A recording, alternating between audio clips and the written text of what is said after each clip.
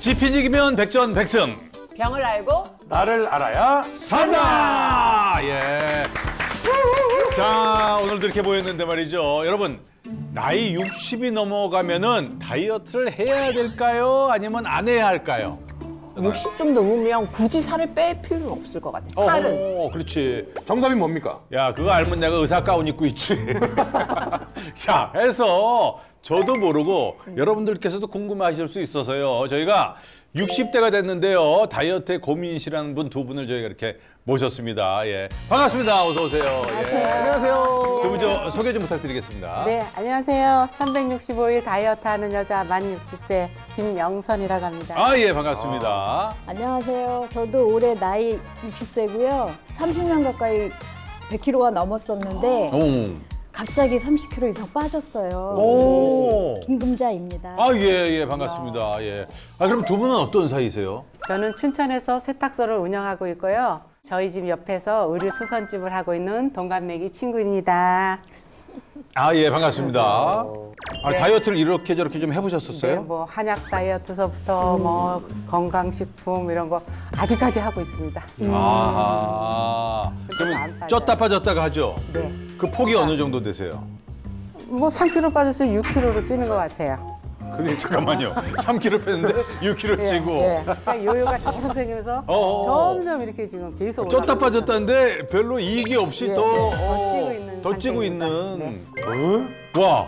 이야, 저 사진은 김영선 님이 살찌기 전 사진이래요. 예? 아, 그러세요? 다른 사람 같아요. 한미모 하시는데요. 한미모 하셔요, 역시. 네, 근데 지금은 또 다이어트를 해도 살이 절대 안 빠지신다고 고민이라고 하시더라고요. 너무 빼고 싶겠다. 반대로 우리 김금자님은 사진 보면은 예전에는 체중이 굉장히 많이 나가셨는데 갑자기 지금 살이 너무 많이 네, 빠지셔서 네. 고민이시라 그러는데 네. 개인적으로 좀 힘이 부럽습니다. 좀 개인적으로는 부러워요. 근데요, 너무 갑자기 빠지니까 어허. 힘이 없고 기운이 없고 잘 넘어져요. 어떻게 다이어트 하셨어요? 그냥 코로나하고 독감 걸리면서 그냥 이유 없이 빠졌어요. 코로나 앓고 네, 1년 넘게 한 30kg 가까이 빠지신 네네네. 거예요? 처음에 한 3, 4kg 빠질 땐 좋았는데요. 예. 1년 동안 그 정도 빠지니까 힘이 아하. 들더라고요. 아니 갑자기 살 빠지면은 큰 병 앓는다 해가지고 많이들 주위에서 걱정하거든요. 그러니까요. 그런 걱정 소리 많이 들으셨죠? 좀 갑자기 어디 아프냐고요. 어. 그리고 이제 건강검진 하면서 예. 위에 이제 선종이 나와갖고 작년 12월에 이제 살 빠지고 나서 선종을 띄었어요. 아하, 그러셨군요. 아, 가족들이 진짜 걱정이 더 많으실 것 같아요. 아무래도. 너무 갑자기 그러니까. 그렇죠, 그렇죠. 자, 60 넘으면요, 체중 관리가 더 힘든 것 같아요. 자, 중년에 어떻게 다이어트를 하고 건강 관리를 해야 하는지를 자세히 알려주실 우리 의사 선생님 모셨습니다. 어서 오세요. 안녕하세요. 내과 전문의 대한항노학회 명예회장 김상우입니다. 예. 안녕하세요, 선생님.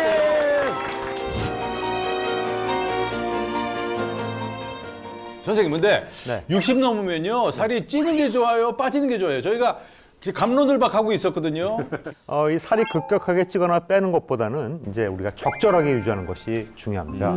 예. 뚱뚱한 분들 중에 특히 이 배가 많이 나오시는 분들은 네. 이 건강을 위해서 살을 빼야죠. 그렇죠. 하지만 나이가 김용환 씨도 해당이 되는 거예요. 예. 50대, 60대가 넘으면은 아하. 극단적인 다이어트는 반드시 멈춰야 합니다. 아, 극단적인 건 안 좋군요. 여러분 이게 어떤 질환인지 아시겠어요? 피부. 이거 대상포진 아닙니까? 그래, 대상포진이다. 아우, 저 진짜 아파. 저는 한번 알아보셨어요? 알아본 적이 있습니다. 처음에 뭐 가려워갖고 막 긁다가 보니까 막 등을 막 바늘로 막 쑤시는 듯이 막 통증이 오거든요. 진짜 아픈 의학계에서 병이에요. 5손가락 안에 드는 통증이 심합니다. 그렇죠, 그렇죠. 아유. 이 대상포진은 신경계에 바이러스가 감염이 되면서 일어나는 병인데요. 우리 몸의 면역 체계는 적절한 영양 공급이 이루어질 때 정상적으로 작동을 하게 됩니다. 네. 그런데 다이어트 한다고 영양분을 제대로 섭취하지도 않으면서 있게 되면 어떻게 됐어요, 몸이? 체내 면역세포의 생성과 활동이 점차 떨어지게 되는 것이죠. 네네. 그래서 면역계가 제대로 기능을 못하게 되면 구내염이라든지 잦은 감기, 이 대상포진과 같은 병이 발생하게 됩니다. 다이어트 하다가 되려 병만 얻을 수가 있는 것이죠. 아, 그러네요. 그래서 참 저희가 반드시 좀 알아야 할 오늘 내용인 것 같고요. 근데 사실 다이어트 하면서 잘 먹는다라는 건 사실 거짓말 같거든요, 저는. 다이어트는 일단은 기본적으로 안 먹고 조금 굶어야지 되잖아요. 아닌가요? 잘못 알고 계세요. 아하. 여기서 이것을 꼭 기억하셔야 됩니다. 중년 다이어트 달라야 한다. 굶는 다이어트 절대 하지 마라. 희소식인데요. 중년 이후 다이어트를 할 때 제일 강조하는 것이 무작정 안 먹는다. 이런 다이어트는 안 하시는 게 좋죠. 오. 중년에 다이어트를 할 때 안 먹으면 안 되는 특별한 뭐 이유가 있을까요? 60이 넘게 되면은 네. 네. 지방만 빠지지 않고 근육도 많이 빠집니다. 아, 근육이 그게 빠지- 그게 근육의 문제예요. 문제구나. 여기서 제가 첫 번째 퀴즈를 드리겠습니다. 그렇습니까? 알아야 산다. 첫 번째 퀴즈. 다음 중 살이 빠질 때 어떤 순서대로 빠질까요? 뭐부터 빠지고 그다음에 못 빠지고 못 빠진다. 두 개가 헷갈리네. 그니까. 아, 저는 아는 것 같습니다. 자, 좋습니다. 썼습니다. 보겠습니다. 자, 수분, 근육, 지방. 오. 김영선 씨하고 저하고 똑같이 쓰셨고, 네. 김금자 씨는 근육, 수분, 지방. 답이 나왔을까요? 많이들 알고 계세요. 그렇습니까? 네. 정답은 수분, 근육, 지방 순서입니다. 그렇죠. 아, 수분이 먼저 빠져요? 살이 빠질 때는 수분, 근육, 지방 순으로 빠지는데 굶으면서 다이어트를 하면 우리 몸은 에너지원을 찾아 근육을 분해해서 그 에너지원을 씁니다. 그러면 체지방은 늘고 반대로 근육은 또 줄면서 전반적인 신체 기능이 당연히 떨어질 수밖에 없어요. 김영선 씨는 굶어서 살 뺀 적 있으신가요? 굶어서 살을 많이 빼봤어요. 그런데 한 끼만 먹어도 금방 찌더라고요. 맞습니다. 네, 맞아요. 이 굶어서 살을 빼면은 요요 현상이 생깁니다. 근육량이 줄게 되면은 기초대사량도 같이 떨어지게 됩니다. 그렇죠. 맞아요. 기초대사량은 생명을 유지하는데 필요한 우리 숨만 쉬고도 소모되는 최소한의 에너지 양이에요. 네네. 기초대사량이 줄면 체질이 어떻게 바뀔까요? 그건 제가 잘 압니다. 그 살이 더 찌는 체질로 바뀌는 거죠. 오. 비만인으로 가는 지름길이죠. 맞습니다. 맞아. 방송에서 연예인들 뭐 바디 프로필 찍는다고 네네. 뭐 그래요, 하시는 맞아요. 분도 계시고 맞아요. 이분들 텔레비 보실 때 공통된 특징이 뭡니까? 늙어 보여요. 급격하게 노화가 되어 있다. 맞아요. 우리가 이 근육 손실이 발생한다는 것은 같이 탄력 섬유도 소실이 된다는 걸 의미합니다. 지난번에 제 친구인데 그 조영구라는 친구가 살이 뺐는데 애가 확 늙었어요. 아니, 없다고 이렇게 오픈해서 이야기하는 거. 서로 얘기해도 돼요. 공감하는 내용 아닙니까? 네, 그렇죠. 기운도 없고 그러더라고요. 그래서 자기 이 상태로 하면 안 될 것 같다. 그런 얘기를 했었던 기억이 있거든요. 예. 굶게 되면은 단백질이 소실되면서 또 탈모가 오게 돼요. 단백질로 구성되어 있는 네. 심장, 네. 혈관, 이 위장관 이런 장기에도 근육이 빠지게 되니까 당연히 기능이 떨어질 수밖에 없는 거죠. 그렇군요. 저는 몸 근육 네. 빠지는 건 사실 봤는데 장기 근육 빠진다라고는 생각 못 했거든요. 그렇죠. 좀 위험할 것 같아요, 그런 건. 내가 대표적인 하나를 좀 설명드리면은 네네. 갑상선 기능 저하증이라고 들어보셨어요? 네네. 네, 알고 있습니다. 갑상선이라는 게 뭐냐면 우리 몸의 엔진이라고 생각하는 엔진 속도를 조절하는 기관인데 기능 항진증이 되면 대사 속도가 너무 빨라지죠. 네네. 근육이 빠져요. 아무리 먹어도. 이 사람들한테 가장 많이 오는 합병증이 심부전. 심장의 근육이 말라가지고 심장이 확 커지는 거예요. 그래서 심부전증이 그렇구나. 그렇게 오는 거예요. 오. 심장에도 근육이 빠져서. 이뿐만이 아니라 굶는 다이어트는 영양 부족으로 인해 가지고 예. 네. 칼슘 등의 영양소가 뼈에 제대로 공급되지 못하고요. 칼슘이 빠지는구나. 또 탄력 섬유가 빠져나가니까 와우. 골밀도가 약화가 됩니다. 또 이 우리 몸에서는 혈중 칼슘을 보충하기 위해서 뼈에서 혈액내로 또 칼슘이 이동하게 되면서 골다공증이 발생하게 되는 것이죠. 우리 김영선 씨는 골간도증으로 진단을 받으셨다고 들은 것 같은데 네, 2019년도에 골다공증 진단 받았습니다. 절대로 굶어서 살 빼면 안 됩니다. 네. 근데 아니 또 반대로 또 봤을 때요. 우리 또 김금자님은 1년 만에 30kg 넘게 이제 살이 빠지셨거든요. 이거는 어떤 건가요? 아주 안 좋은 예입니다. 아주 안 좋은 예입니다. 그렇죠. 코로나를 앓고 빠지신 거죠. 그렇죠? 실제로 코로나 환자 중에 살이 빠진 환자들은 전신 염증이 심하고 신장 기능도 손상이 되었다는 연구 결과도 있습니다. 어머. 또한 좋네. 2주에 2kg 이상 감량을 하게 되면은 신체에 손상이 발생하기 때문에 감량은 장기적인 계획을 갖고 천천히 진행하셔야 됩니다. 듣고 보니까 중년에는 살이 너무 쪄도 안 되고 너무 빠져도 안 되고 그렇다면 두 분은 어떤 기준으로 이 몸매 관리, 다이어트를 하는 게 좋을까요? 두 가지 처방을 알려드리겠습니다. 첫 네. 번째, 본인 적정 체중을 알아야 합니다. 적정 체중. 그래야 얼마만큼 살을 빼야 하는지 알 수 있겠죠. 네. 아, 그 목표점을 그렇죠. 정확히 알아야 된다. 김영선 씨랑 김금자 씨는 본인의 적정 체중을 알고 계시나요? 아니요, 그냥 살을 빼야 된다는 생각만 했지 적정 체중이 얼마인지는 잘 모릅니다. 예. 저는 그냥 한 60이면 좋겠는데 너무 강하게 심하게 빠져갖고 그게 지금 무리가 왔어요. 아, 그렇군요. 오히려 또 그게 걱정이시니까. 두 분의 BMI 지수를 계산해 봤는데요. BMI 지수라는 것은 체중과 신장의 관계를 이용해서 지방량을 추정해주는 비만도를 나타내는 지수입니다. 김금자 씨의 결과를 보시면 현재 비만 상태고요.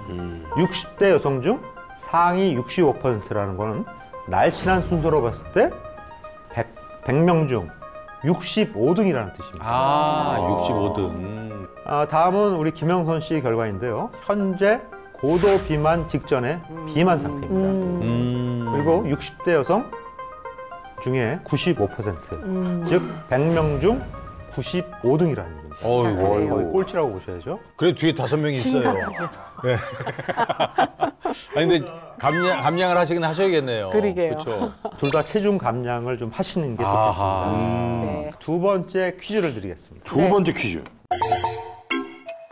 키 165cm인 김영선님은 적정 체중이 몇 킬로그램일까요? 우리 보통들 많이 계산하거든요. 예, 계산 많이 하죠. 예. 아, 나 어. 중고등학교 때 했던 건 기억이 나는데 정확하게 그러니까. 생각이 안 나네요. 아니 뭐 그게 뭐 많이 변하지 않았겠지. 그러게. 저는 요 공식이 있으니까요. 쓴 거 같죠? 보죠. 정답 쓰신 거 보겠습니다. 아, 55kg. 60. 계산까지. 65까지. 저는 뭐 공식까지 썼는데 공식까지 110 썼네요. 빼라고 썼거든요. 110을 빼라. 키에서. 정답자 있습니까? 다 정답자라고 봐도 될 것 같은데. 오. 정답은 60kg.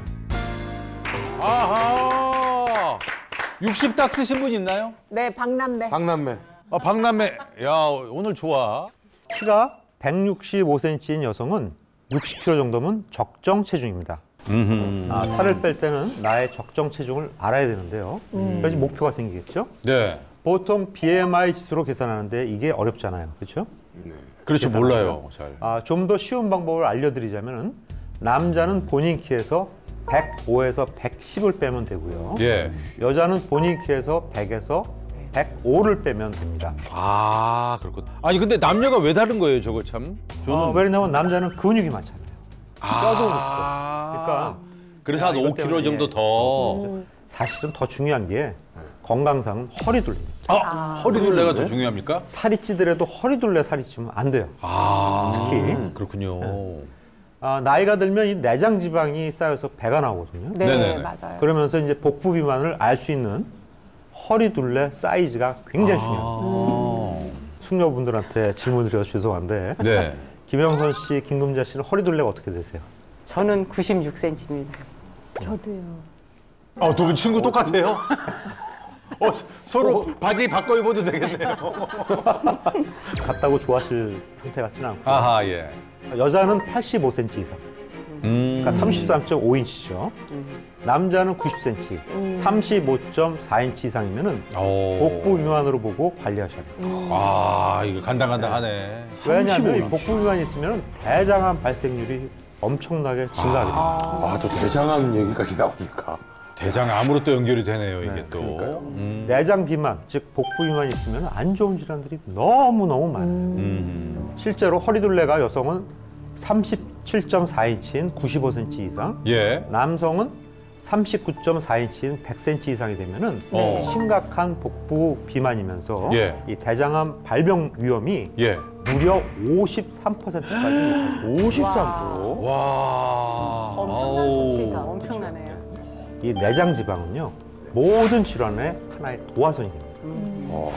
내장 지방이 늘어나면 염증을 일으키는 물질을 만들어내가지고 콜레스테롤, 중성 지방 수치를 높이고 인슐린 저항성이 생겨가지고 당뇨병, 고지혈증, 심혈관 질환, 암까지도 발생할 수가 있습니다. 아, 이거 뱃살이 이게 생각보다 이게 위험하네요. 이게 다 애교라 그러는데. 생각 이상으로 아주 위험하죠. 그러니까요. 그렇죠. 여기서 끝이 아니에요, 또 불행한 게. 이 내장 지방은 치매 위험률도 높이게 됩니다.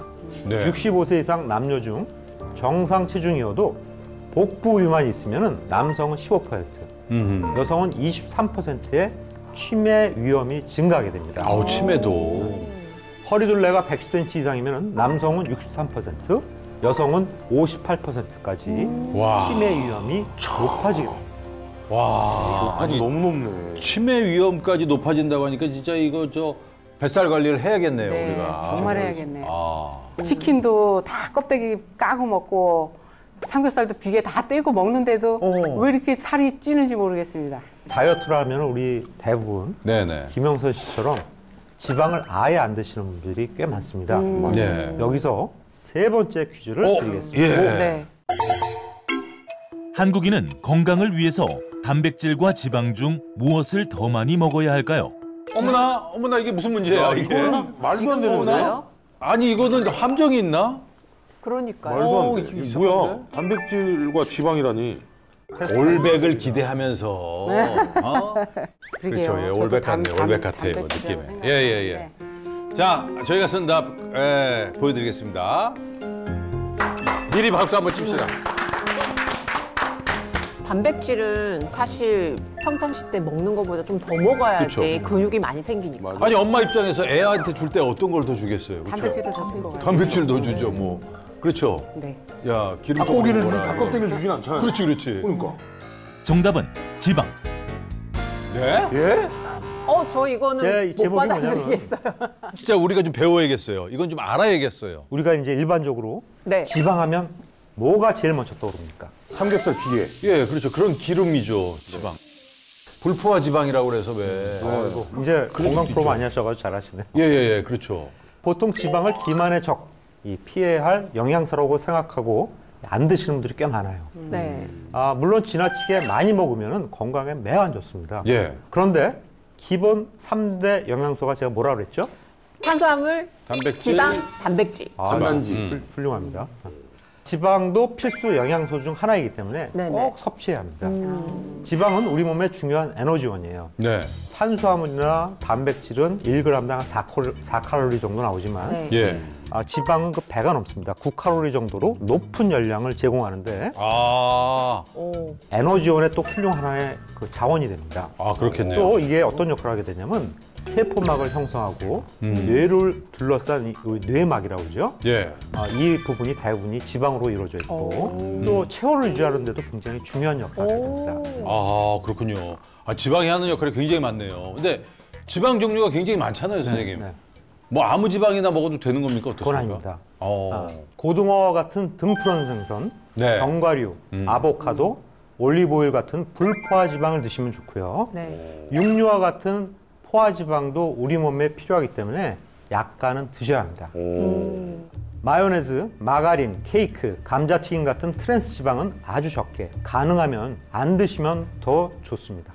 지방이 다른 영양소에 비해서 칼로리가 높아 걱정이 되지만 네. 적당한 지방 섭취는 다이어트에도 큰 도움이 됩니다. 그렇습니까? 진짜로? 오. 지방은 탄수화물이랑 다르게 천천히 흡수가 되고 예. 천천히 올라가서 우리가 먹더라도 포만감도 있고 또 음식 만족도도 올라가죠. 네. 포만감이 좀 오래 가겠네요. 그렇죠. 오. 그래서 간식도 그만큼 덜 먹게 되고 그렇죠. 이로 인해 가지고 어떻게 됐어요? 전체 섭취하는 칼로리가 줄어들겠죠.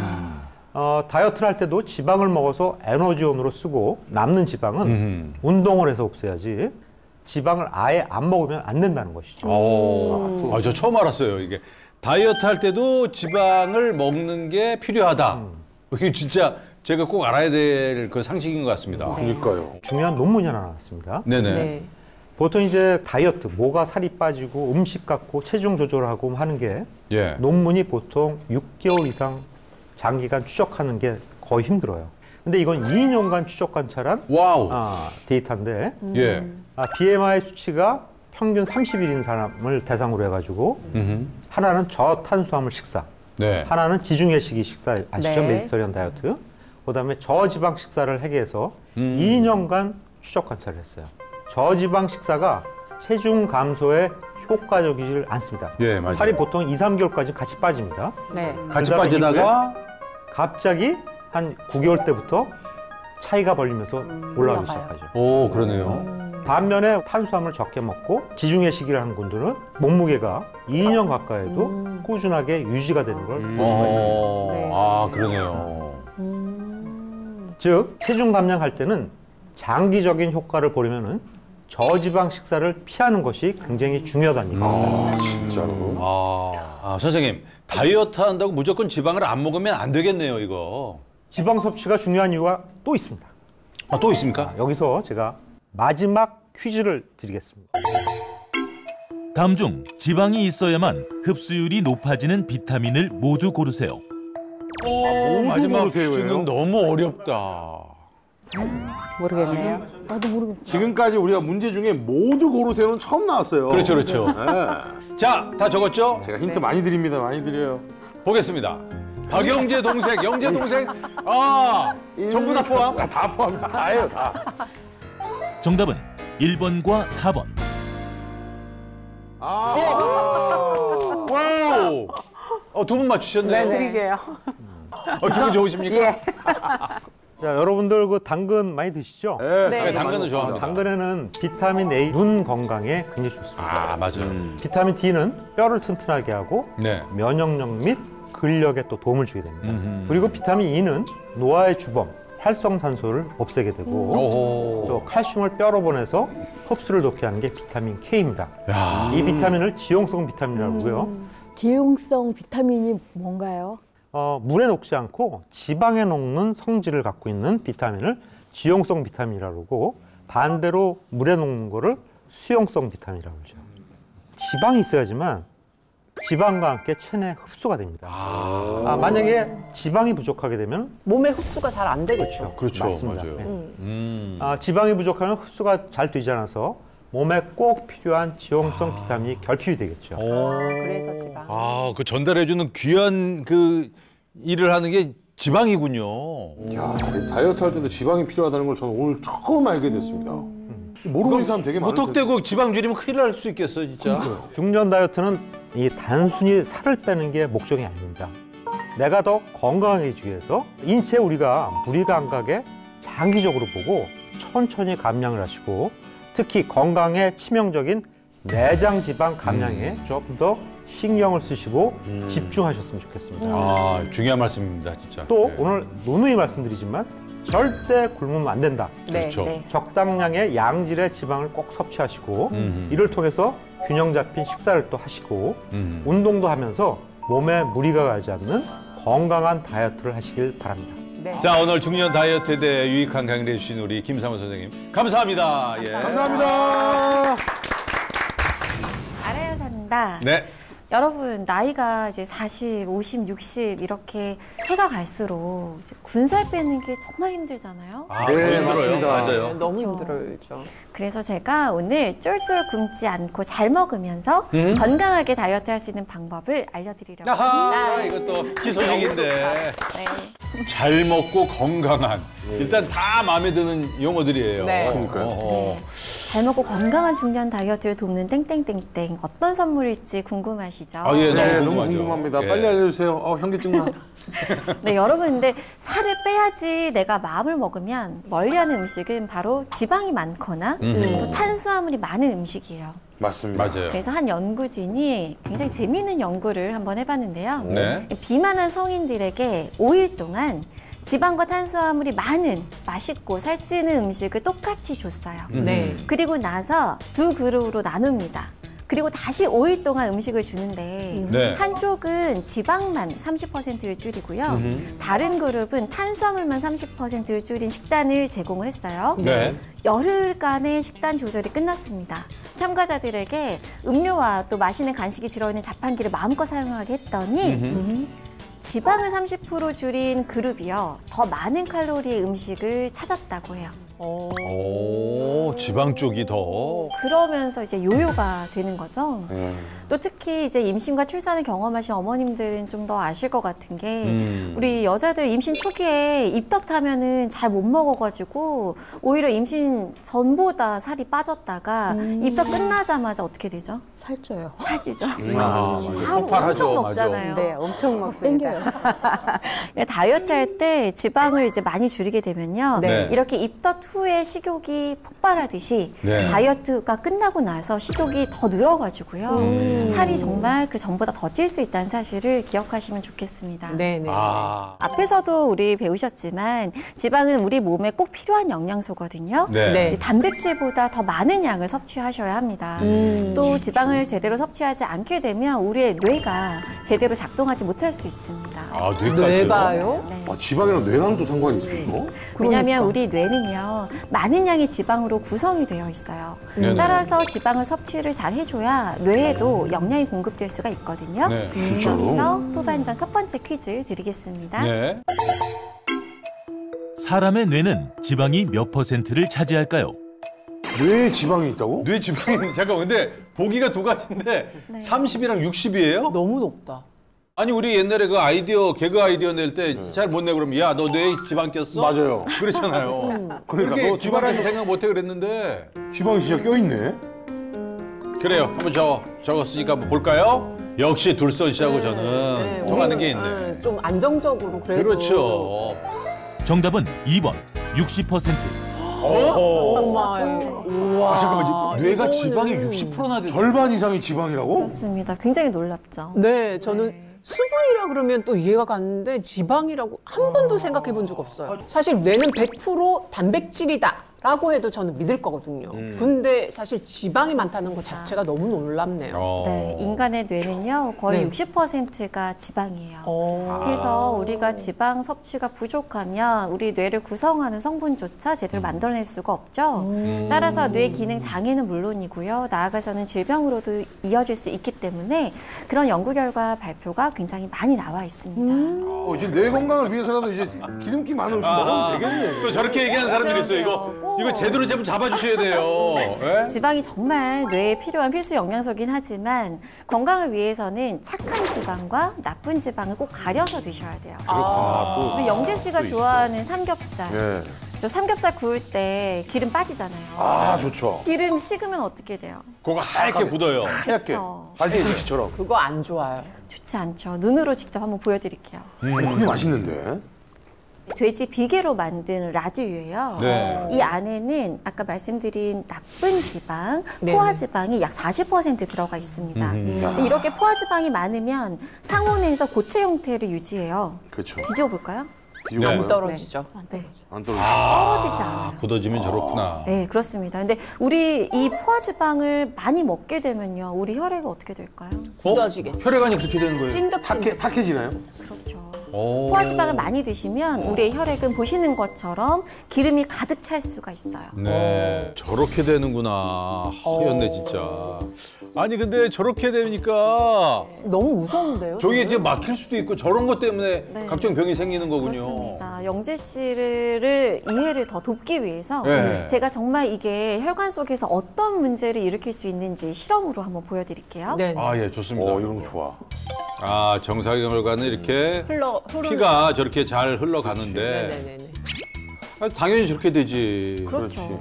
그러면 막히면 못 가면 병 생기는 거잖아요, 결국에. 그렇죠. 그림만 봐서 그렇지 저렇게 되면 잘못하면 죽는 거예요. 그렇죠. 어느 부위에 따라서는. 우리 모든 세포와 기관들은 혈액을 통해서 먹고 살고 그래야 제 기능을 발휘할 수가 있는 거잖아요. 기름을 좀 싹 걷어내고 싶거든요. 그렇죠. 뭔가 좀 혈관 방법이 속에 좀 이 꽉 막힌 기름을 그렇죠. 우리가 싹 걷어내고 싶잖아요. 뚫어야죠. 그렇죠. 방법이 좀 있습니까 이게? 방법이 있습니다. 잘 먹고 건강한 중년 다이어트를 돕는다는 땡땡땡땡은요. 네. 이 나쁜 지방을 붙잡아서 몸 밖으로 버려주는 친구이기도 합니다. 오, 잠깐만. 땡땡땡땡 궁금한데요. 저 네 글자 뭡니까? 네, 그 친구는요 바로 알파-CD입니다. 알파-CD? 알파 CD. 요거 진짜 처음 들어본다. 처음 듣네. 나쁜 지방 붙잡아 몸 밖으로 버려주는 알파 CD. 알파 CD. 오, 저 알파 CD 저도 처음 들어. 너무 궁금해요. 궁금하시죠? 오. 네네. 제가 직접 눈으로 보여드릴게요. 비커에 혈액이라 가정한 용액이 담겨 있습니다. 네. 용액 위에는요, 약간 노란 띠처럼 보이시잖아요. 예. 그게 포화지방이 가득한 라드유 기름층이 떠 있는 거예요. 아, 위에 저게 기름이구나. 여기에 라드유 위로 제가 알파 CD를 한번 부어보겠습니다. 네네. 아, 지금 방금 저기 알파시티. 부어졌어. 아, 오. 저 알파 어머, CD가 어머, 어머. 저기 뿌려졌는데 덩어리가 됐어. 없어진다. 오오오. 와. 어머. 동아리가 져서 빠지네요, 저 라디오가. 위에 층도 줄어들었어. 나 너무 너무 시원하다 이거. 어우. 신기하네. 오. 어머, 저게 어떻게 저런 작용을 하죠? 지금 보시는 신기하다. 것처럼 알파 CD가 지방을 꼭꼭 붙잡아서 같이 끌고 나가는 걸 우리가 확인할 수가 있거든요. 아, 그럼 저게 붙잡고 몸 밖으로 빠져나갈 수도 있는 거네요? 야, 저런 거 처음 보네. 그죠? 네. 오. 네, 여기서 후반전 두 번째 퀴즈 드리겠습니다. 알파 CD 10g을 섭취하면 몇 g의 지방을 배출하는 데 도움이 될까요? 아까 우리 영상에서 부은 게 몇 그램 정도 되는 거지? 끌고 가는 거 얼마나? 봐봐, 밑에 커지네. 마술 같잖아요. 어우, 데이비드. 여기 커졌네. 데이비드 한 카퍼필드다. 3배 정도는. 지금 보시는 것처럼 알파 CD가 아, 자기 무게로? 몸집보다 훨씬 더 커졌잖아요. 그니까요. 그리고 네. 무게로 생각해야 되겠구나. 자, 저희 선 다 보겠습니다. 오, 30부터 50부터 100까지. 오랜만에 박남매. 박남매 배. 통 크게 가야죠. 아이, 그렇게까지 빠지겠어? 여기에 정답 있습니까? 근사치가 있어요. 근사치가 있어요. 그렇지. 근사치 떨린다. 자, 정답은요? 정답은 90g. 아니, 박남매 맞춘 거야? 이야. 아니, 근데 이렇게 많이 빠져요? 그렇습니다. 알파 CD 10g이 배출해 줄 수 있는 지방이요. 무려 90g이에요. 와. 그러니까 알파 CD 아홉 배네. 하나 대 지방 9개. 오. 그러니까 1대 9를 기억하시면 될 것 같습니다. 1대 9네요. 대단한 이거 친구입니다. 알파 CD 진짜 대단하네요. 9배를. 야, 대단하다, 대단해. 만약에요, 우리가 그 알파 CD 도움 없이 몸속에 있는 지방 90g을 없애려면 운동을 얼마나 해야 되는지 혹시 아세요? 지방 90g 뺄래. 지방 90g? 지방이면 네, 지방 1g을 태우려면요, 예. 9kcal를 소모해야 됩니다. 9kcal. 9kcal. 네, 근데 아까 알파 CD 10g이 우리 몸에 있는 지방 90g을 내보내준다고 했잖아요. 예, 9981. 네, 810kcal를 소모해야 되는데 810칼로리. 야, 그러면 러닝머신을 미친 듯이 달려요. 러닝머신으로 생각을 하면 8km 속도. 8이면 정말 미친 듯이 미친 듯이 달려요. 달려야죠. 팔로 뛰는 사람 많지 않아요. 네. 흔치 않죠. 네, 8의 속도로 1시간 달리시면 그제서야 빠지는 게 90km. 와, 나는 보통 6에서 6.5 놓고 뛰는데 오늘 난 배웠으니까 알파 CD 이거 먹고 그냥 한 30분 정도 가볍게 뛰면 좋을 것 같은데요. 네, 맞아요. 이제 박둘선님 말씀처럼 운동하시면서 알파시디를 섭취하시면 몸속에 쌓인 나쁜 지방을 없애는데 더 빨리 도움을 받으실 수가 네. 있습니다. 야, 좋다. 이거 너무 좋다. 아, 먹고 뛰면 좋구나. 그러니까 가볍게. 동물 실험 결과 고지방 식단을 한 쥐를 대상으로 6주간 알파시디를 섭취시켰더니 체중이 크게 감소하고 또 지방 배출이 증가했다는 연구 결과가 있고요. 이게 너무 또 뿐만 아니라 인체 실험에서도 에너지 섭취량 변화가 없는 참가자에게 알파시디를 한 달 동안 섭취시켰더니 상당한 체중 감소를 확인했다고 합니다.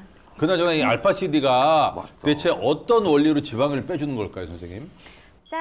제가 이 원리를 설명드리기 위해서 그 소품을 준비했습니다. 컵이랑 공이거든요. 예. 알파 CD의 분자 구조가 바로 이 컵과 같습니다. 컵이요? 네네. 이 알파 CD는요, 옥수수와 감자 같은 전분에서 추출해서 만들게 됩니다. 근데 구조적으로 포도당 6개가 결합되어 있는 올리고당이에요. 네네. 정확한 명칭은 알파 CD잖아요. 알파 시클로덱스트린입니다. 이렇게 컵 모양을 띠고 있어요. 진짜 저기 그림 나오는데 컵 같네요, 진짜. 네. 근데 올리고당 같은 경우에는 몸에 좋다고 사실 설탕 대신에 이렇게 올리고당 많이 쓰잖아요. 맞아, 맞아. 맞아요. 설탕보다 올리고당이 건강에 좋다고 하는 이유는 네. 설탕은 이당류다 보니까 쉽게 이제 단당류로 쪼개져요. 네. 그러면서 우리 몸에 쉽게 들어가고 열량을 이제 올리고 하게 되는데 올리고당은요, 여러 개의 당이 결합되어 있다 보니까 쉽게 쪼개지지가 않아서 우리 몸에 포도당의 형태로 잘 흡수가 되지 않기 때문에 체중 관리를 도와줄 수가 있습니다. 진짜?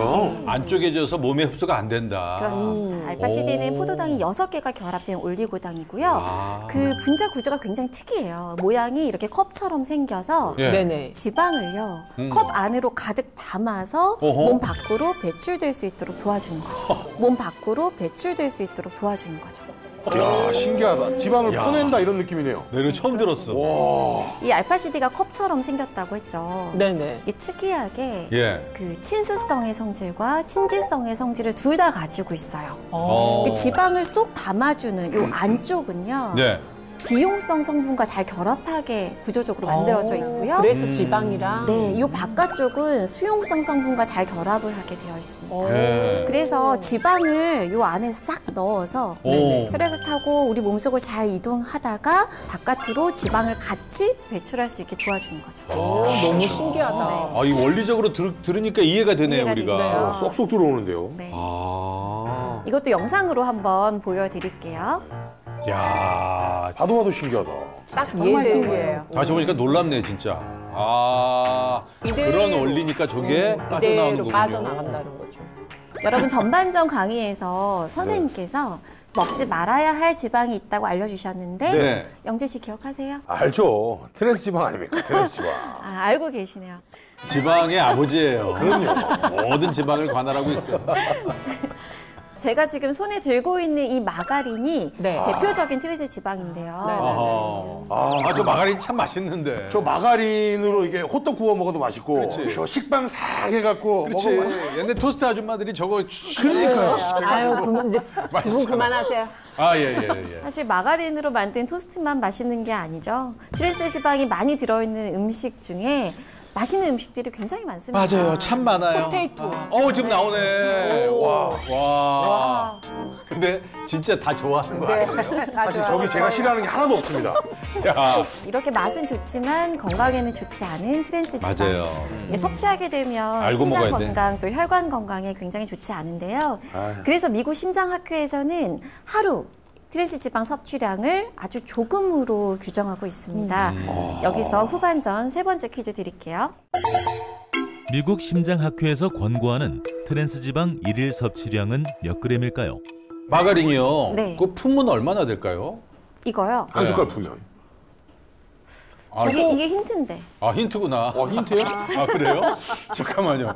오케이. 몇 스푼인지는 말씀 안 드렸는데 한 스푼이면 한 아니, 스푼이죠. 근데 우리가 예를 들어서 토스트를 만들어 먹을 예, 때 저거 갖고 모자라지 않아요? 안 네, 되죠. 모자라요. 그렇죠, 그렇죠. 한 번 더 해야 돼요. 미국 사람들도 하루인데 저 정도 먹지 않겠어요? 심사숙고해서 쓰셨는데 보겠습니다. 디테일하네. 11, 10이 나왔고 네. 잠깐만 3이 나왔어요. 제가 밭둘서. 3g. 너무 심하다. 아, 김금자 씨 5g. 5g? 아, 왜 그렇게 저렇게 저거 조금만 드셔도 되겠어요? 요즘은 저거 안 넣고도 구워 먹잖아요. 그러니까 아하. 트랜스 지방은 아예 먹지 말라고도 하니까. 5g은 조금 그냥. 그래요. 두 분 친구분인데 의견이 많이 다르시네요. 그러니까요. 김영선 씨는 그건 아니다. 네, 하루에 저 먹을 정도 것 먹어야지. 그럼. 그렇죠? 네. 자, 보겠습니다. 정답. 정답은 2g 이하. 에? 왜? 오 마이 갓. 오, 세상에. 우와. 오 마이 갓. 내가 맞췄지만 저 네. 3g보다 작을 거라는 야, 생각 이거는 못했어. 미국인들한테 너무한다. 사실 트랜스 지방 섭취가 너무 많아지면서 이제 미국의 심장 질환 환자가 급격히 늘었어요. 그러면서 심장학회에서 이제 트랜스 지방 자체 섭취를 정하게 된 거죠. 지금 이 티스푼으로 작은 티스푼으로 이제 한 움큼 이제 트랜스 지방 요 정도가 트랜스 지방 2g의 양입니다. 아, 그 정도가 2g 정도. 네. 아, 그 너무 정도 작은 하루에 권고량이 딱 그 공량이죠. 정도. 맞습니다. 그러니까. 이 2g도 먹지 말아라는 거죠. 네. 이 트랜스 지방은 혈관 염증을 일으키고 또 나쁜 콜레스테롤인 LDL을 증가시키면서 반면에 또 좋은 콜레스테롤이죠. HDL을 낮춰서 네. 혈전을 만들어냅니다. 혈전이 생기면 혈액순환을 방해해서 협심증이나 또 뇌졸중과 같은 각종 심뇌혈관 질환을 일으킨다라는 건 우리 많이 배우셨죠? 네, 그렇죠. 네, 네. 네. 뿐만 아니라 당뇨병에 알레르기 질환, 또 암까지도 일으킬 수가 있습니다. 그렇기 때문에 가급적 이 2g도 안 드시는 게 좋겠습니다. 말씀 들어보니 그러네요, 진짜. 네. 우리가 진짜 알고 먹어야 돼요. 그래서 저는 사실 뭐 물건 하나 사고 특히 먹을 것 같은 경우는 트랜스 지방이 있는지 없는지 딱 확인하고 제로인 맞아. 걸로 되도록이면 살려고 노력해요. 그래요. 전부 다 성분표 나오니까. 네. 근데 그렇게 확인하고 트랜스 지방 제로다 하면 그런 식품들은 정말 과연 트랜스 지방이 제로일까요? 잠깐만요. 선생님, 이게 무슨 무서운 말씀이세요? 선생님 맨날 저렇게 겁주시더라. 제로니까 제로라고 쓴 거 아닐까요? 그러니까요. 아니에요? 네, 식품 관련 법규에 따르면요. 트랜스 지방이 0.5g 미만일 때 그때 트랜스 지방을 제로라고 표기할 수가 있습니다. 오 마이 갓. 몰랐죠? 절대적으로 0이 아니어도 제로라고 표기할 수가 있다는 거죠. 그렇다면 우리가 알게 모르게 트랜스 지방이 들어오고 있었네요. 제로가 아니네, 그럼. 오. 선생님, 아까 전에 우리 그 알파시디 1이 네. 지방 9를 빼준다고 했잖아요. 그쵸. 그러면 알파시디가 트랜스 지방은 못 빼줍니까? 그렇죠. 알파시디가 트랜스 지방까지 빼준다. 그러면 정말 좋겠죠. 네. 너무 좋죠.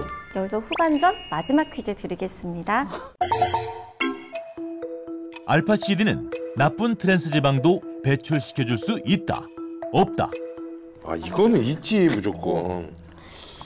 자, 다 쓰셨어요? 네. 확인하겠습니다.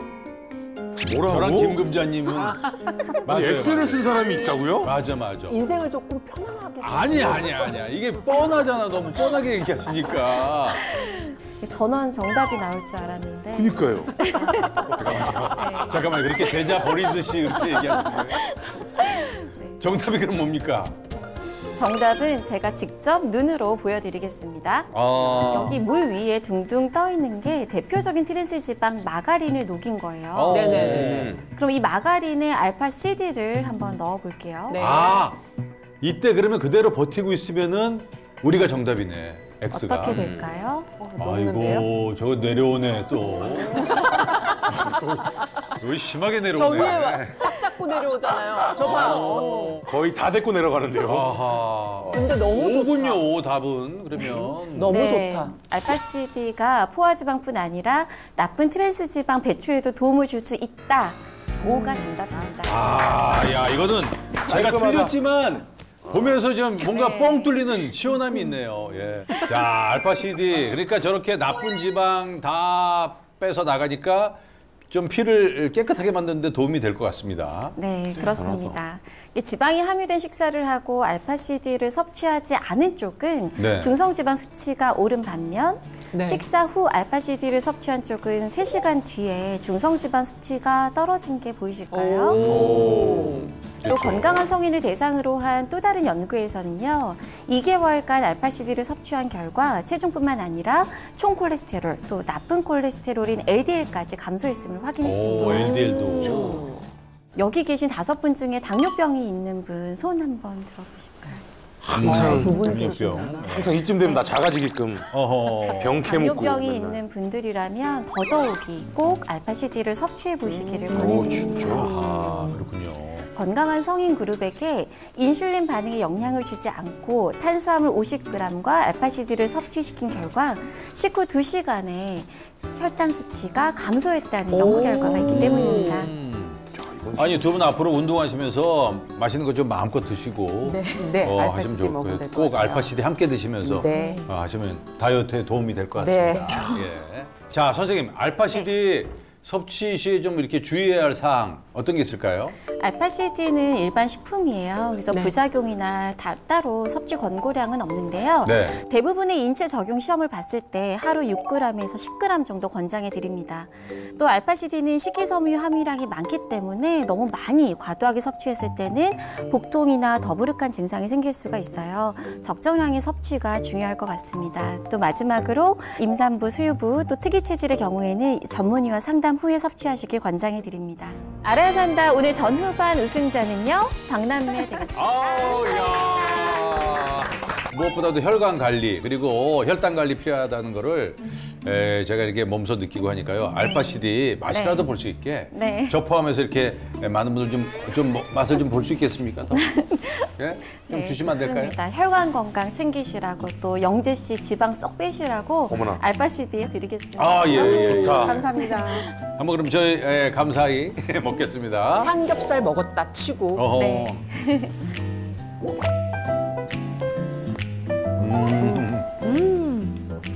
맛있어요. 상큼해. 진짜. 파인애플 예. 맛이 나네. 파인애플 맛이. 파인애플 맛 그죠? 나고 식후 디저트 같은 느낌이 있죠. 네, 좀 네, 네. 개운하게 해주는. 근데 이게 아까처럼 들어가서 잡아 빼준다니까요. 맛있게 드시면서 적절하게 운동도 해주시면 훨씬 더 다이어트 효과를 보실 수 있을 것 같습니다. 아하, 예. 무엇보다도 이렇게 많은 거 알려주시고 우리에게 이렇게 맛을 보게 해주셔서 감사드립니다. 예. 이승희 감사합니다. 약사님이었습니다. 고맙습니다. 감사합니다. 아우, 나 운동하고 왔더니 너무 지친다. 아유, 자기야, 알파시디 먹어야지. 운동하면서 가지고 안 다녔어? 깜빡했어. 줘봐. 알파시디 좀 먹어, 여기 있어. 알파시디 고마워. 먹어. 나도 하나 먹어야 되겠다.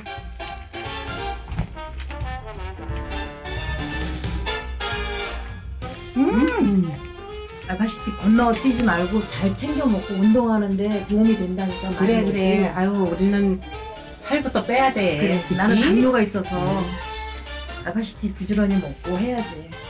즐거운 next channel A